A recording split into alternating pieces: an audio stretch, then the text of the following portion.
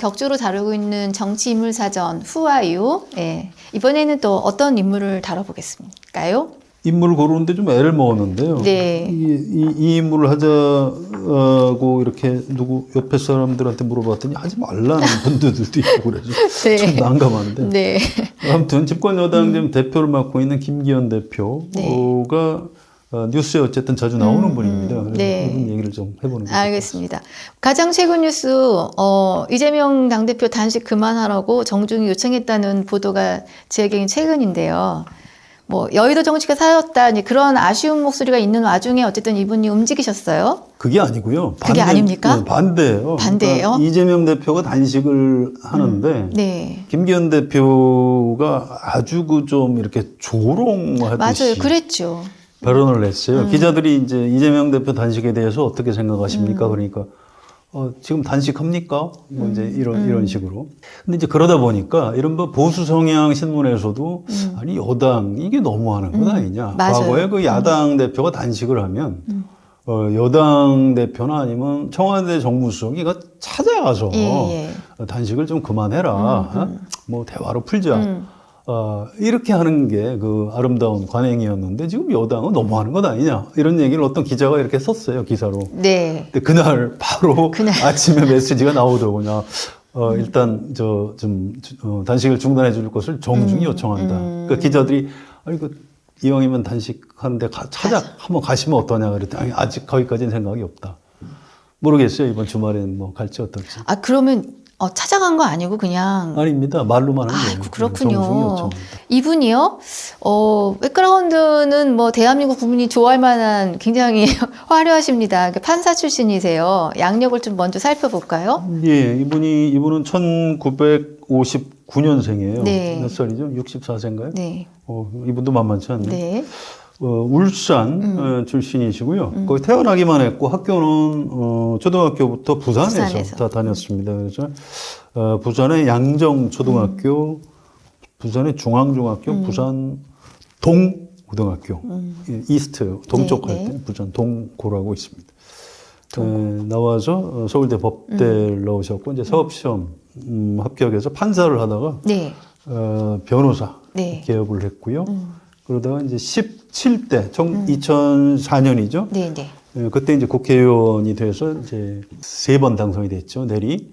그런데 이제 마지막, 3번째 당선돼서는 임기를 마치지 않고요.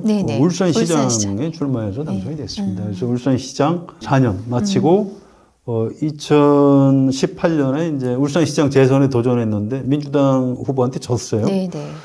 그리고 이제 2년 쉬었다가 2020년에 다시 이제 국회의원이 당선됐으니까 지금 사선 의원. 예, 그렇습니다.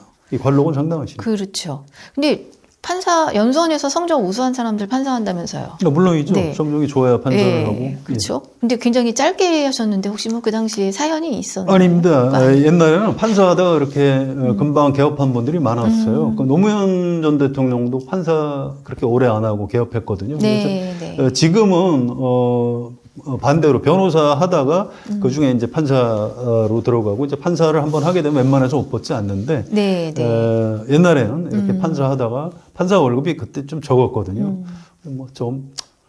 뭐 월급도 적고 하니까 이제 변호사 개업한 분들이 꽤 많이 있었죠. 그 부분에 특별히 하자가 있는 건 아닙니다. 뭐 울산은 터도 워낙 국힘 쪽이고요. 한 번 떨어진 게 이상할 정도로 뭐 그 동네를 꽉 잡고 계시는데 사실 또 이런 게 그 선입견이에요. 판사 출신들은 이렇게 점잖다. 그런 생각을 좀 하는데 이분은 좀 막말도 좀 많이 하시고 아니요. 점잖은 점잖으세요? 분이 맞습니다. 요즘 하는 막말은 일부러 하는 막말이에요. 일부러? 누구에게 잘 보이려고요? 그게 아니고요.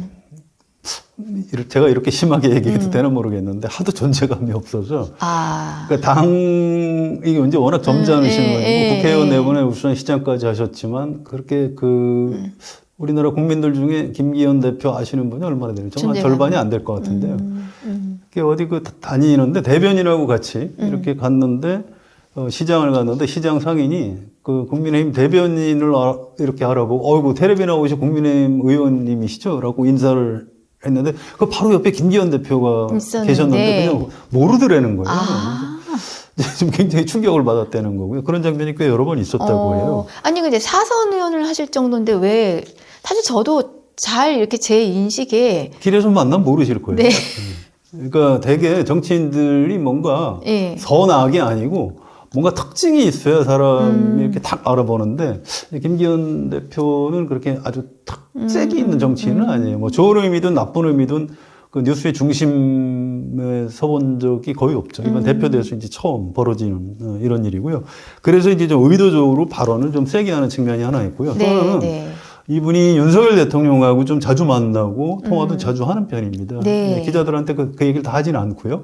당내에서도 의원들한테도 얘기를 다 하지는 않는데 윤석열 대통령이 좀 세게 좀 이렇게 잘못된 뭐 가짜 뉴스하고 좀 싸우는 거 두려워하지 말고 뭐 야당 잘못된 거 좀 과감하게 공격도 하고 이런 주문을 하는 걸로 추정이 됩니다. 그래서 김기현 대표가 요즘 얘기하는 그 내용을 가만히 들어보시면 아 저게 요즘 윤석열 대통령 생각이 저렇구나. 이렇게 보시면 과히 틀리지가 않습니다. 그게 지금 실제 당한파게 평가한 거예요. 그렇습니다.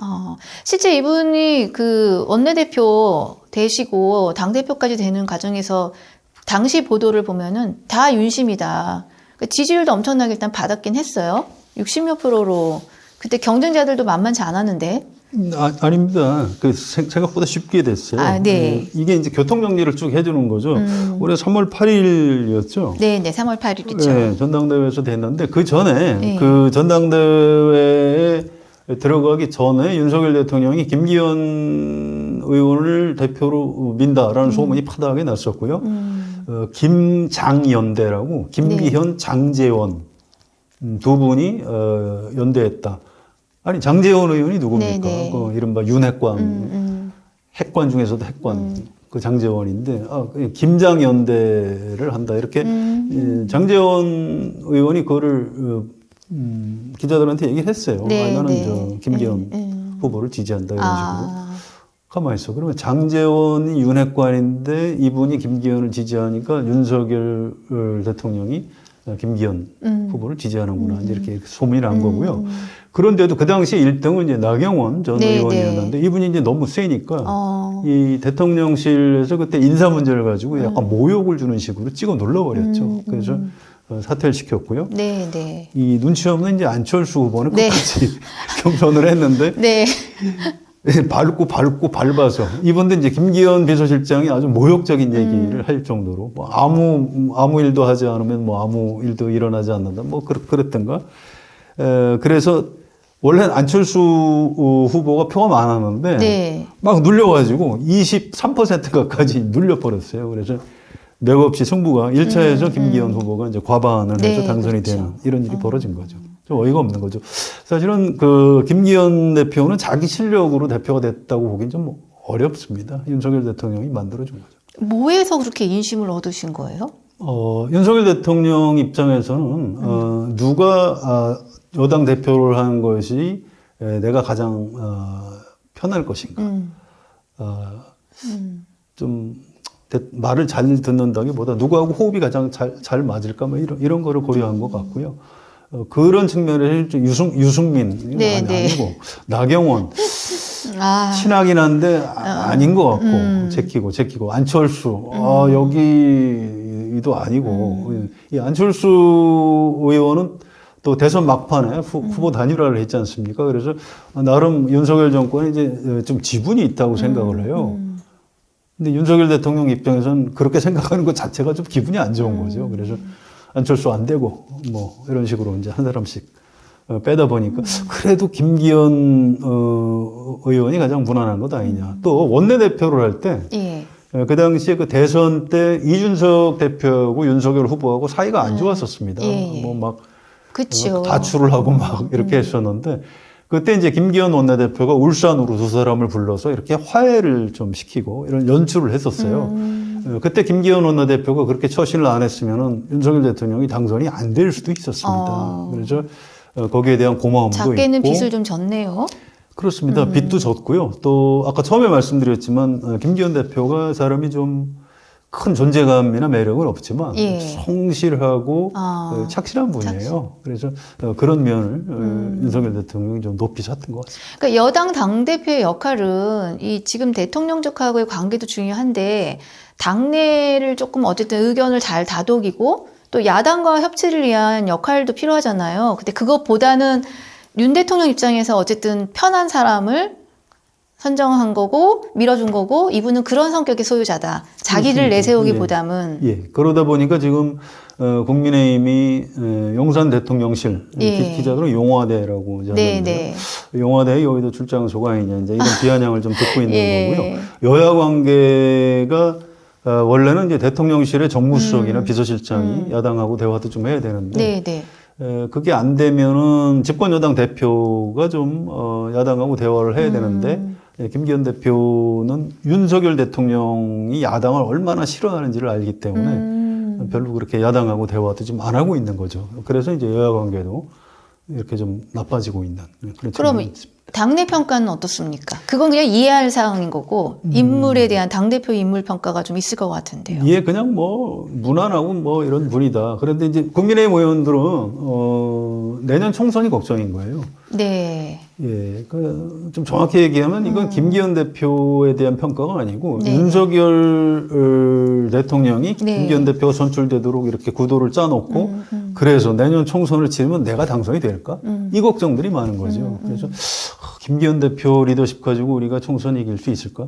이런 고민이 많고요. 당장 다음 달이죠. 10월 11일 날 서울의 강서구청장 보궐선거를 합니다. 네네. 거기에 이제 김태우 전 구청장이 아마 경선에서 이길 걸로 예상이 되고요. 그렇게 되면 좀 기괴한 일이 벌어지는 거죠. 거기 구청장 했던 사람이 대법원 확정 판결이 나서 날아갔는데 그 사람을 사면복권해서 다시 출마시킨다. 이게 좀 있을 수 없는 일인데 아무튼 뭐 사면은 윤석열 대통령이 해줬고 그렇게 사면해 준 거는 출마를 시키라는 뜻인가 보다. 그래서 이제 국민의힘 당원들이 그쪽으로 지금 몰아주는 분위기인데 근데 어쨌든 만약에 강서구청장 선거에서 국민의힘이 지면 윤석열 대통령이 책임을 져야 되는데 대통령이 책임을 질 수 없잖아요. 그럼 당내에서는 김기현 대표 당신 책임지고 물러나시오. 이제 이런 얘기를 하게 되는 거죠. 그래서 이제 김기현 대표로서는 이번 강서구청장 선거에 전력을 다할 수밖에 없는 본인이 저지른 사고는 아닌데 책임은 자기가 져야 되는. 원래 여당 대표가 좀 그런 운명, 슬픈 운명이기는 좀 해요. 슬픈 운명인데 당사자도 또 굉장히 책임지는 성실한 사람이면은 책임을 지지겠네요. 근데 웬만하면 이 여당 대표를 바꾸기는 쉽지는 않습니다. 왜냐하면 뭐 총선을 앞두고 전당대회를 다시 하는 건 불가능하고요. 또 비대위원장을 한다. 비대위원장이 야당이 하는 거지. 그쵸? 여당이 하는 게 아니에요. 그래서 웬만하면 김기현 대표 체제로 그냥 선거대책본부는 따로 할 수 있지 않아요? 예, 선거대책위원회는 물론 당연히 꾸리겠죠. 아무튼 근데 선거에서 지면 대표가 책임지는 게 관례기는 합니다.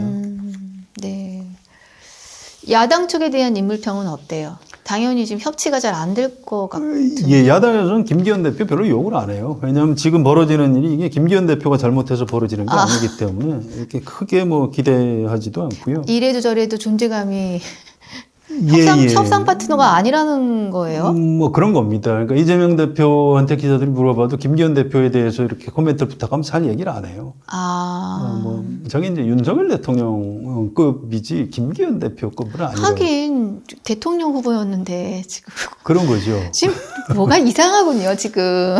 예, 원래 이제 여야 관계가 좀 그런 겁니다. 옛날에도 야당 총재는 대통령하고 영수회담을 하려고 했고요. 그럼 이제 여당 대표가 나하고 같은 대표끼리 만나자 그러면 난 당신은 내 급이 아니다. 이제 이렇게 정치가 좀 그런 면이 있는데 지금도 이제 그런 일이 벌어지고 있고요. 아무튼 그럼에도 불구하고 이제 김기현 대표가 이번 개각할 때 뭐 나름 이 3명 정도 바꿔야 된다고 의견도 냈다고 해요. 또 누군지 정확히는 얘기하지 않는데 아마 신원식 국방부 장관 후보자 추천을 김기현 대표가 한 것 같다고 해요. 그래서 이 드러내지는 않되 뭔가 뒤에서 역할을 나름대로 좀 하고 있고요. 또 이분이 대표 당선될 때 연포탕 지금 우리 신혜선의 식탁이니까 음식 얘기를 해볼까요? 연포탕. 제가 좋아하는 음식인데요. 예, 그 그 연대 포용, 아이고 머니나 뭐 탕평 뭐 이런 거래요. 네네. 그래서 그런데 대표된 다음에 실제로 뭐 연대 포용 탕평 없었거든요. 아, 전부 친윤들이 다 해먹고 그랬는데 뒤늦게라도 이제 천하하람 후보를 만나고 이러고 있습니다. 그게 지금이라도 이제 연포탕을 해서 좀 당내 그 총동원 체제를 잘 짜서 내년 총선을 치러야 된다. 이런 요구가 있고요. 어떻게든 좀 공간을 만들어 보려고 이제 노력을 하는 건데, 윤석열 대통령이 워낙 좀, 야당을 미워해요. 그래서 이 가운데 좀 끼어서 좀 어쩔 줄 몰라 하는, 뭐 약간 불쌍한 측면이 있는 그런 정치인입니다. 도덕성도 한번 짚고 넘어가야죠. 뭐 울산시장 할 때 아직도 지금 일부 언론에서는 관련 보도를 계속 내고 있는 것 같은데요. 예. 그 이제 전당대회 할 때도 그 황교안 후보가 아주 강하게 문제 제기를 했죠. 그래서 이게 옛날 판사 때 이제 땅을 샀는데, 저도 이제 증거는 없지만 그 맹지라고 그래서 쓸모없는 땅이거든요. 그걸 이제 왜 샀을까요? 그 땅을 뭐에 쓰려고? 옛날에는 땅이 그 재산 증식의 수단이었습니다. 근데 그것 때문에 내가 개발 이익을 얻은 게 없다. 얻은 게 없을 수는 있는데, 의도야. 쓸모없는 땅을 왜 샀겠어요. 이제 그런 의심을 받는 것이고요. 다만 이제 그걸 통해서, 실제 엄청난 뭐 재산상의 이득을 받대거나 이제 그런 거가 입증된 건 아니기 때문에 본인은 절대 아니라고 이제 주장을 하고 있는 거고요.